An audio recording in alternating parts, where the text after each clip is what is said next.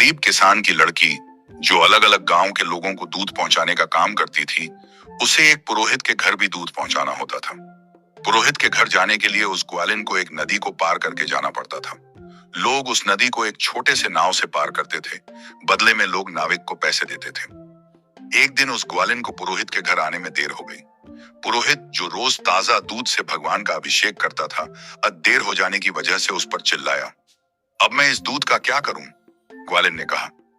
रोज की तरह आज भी मैं सुबह घर से निकली, लेकिन एक ही नाविक उस नदी में नाव चलाता है और उस नाविक के देर से आने की वजह से देर हो गई।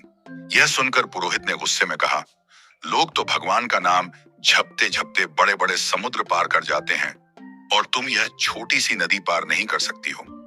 ग्वालिन ने पुरोहित की इस बात को बड़ी गहराई से लिया और उस दिन के बाद से पुरोहित को रोज सुबह ठीक समय पर दूध पहुंचाने लगी।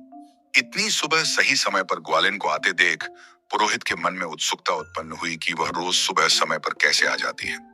एक दिन पुरोहित अपने आप को रोक नहीं पाया और उस ग्वालिन के आते ही पूछा, अब तो तुम कभी देर नहीं करती हो, लगता है नदी में और भी नाविक आ गए हैं। तब ग्वालिन बोली, नहीं पंडित जी, अब तो मुझे नाविक की जरूरत ही नहीं पड़ती। आपने ही तो उस दिन कहा था कि लोग बड़े बड़े समुद्र भगवान का नाम झपकर पार कर लेते हैं और मैं छोटी सी नदी पार नहीं कर सकती। तो अब मैं रोज भगवान का नाम झपते हुए वह छोटी सी नदी बस 5 मिनट में पार कर लेती हूँ। लेकिन पुरोहित को उस ग्वालिन की बातों पर विश्वास नहीं हुआ।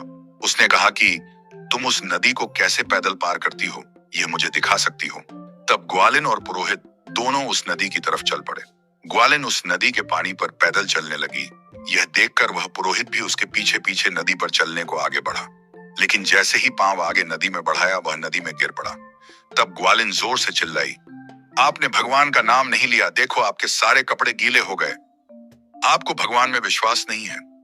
विश्वास अपने आप पर और विश्वास भगवान पर, यही जीवन का रहस्य है।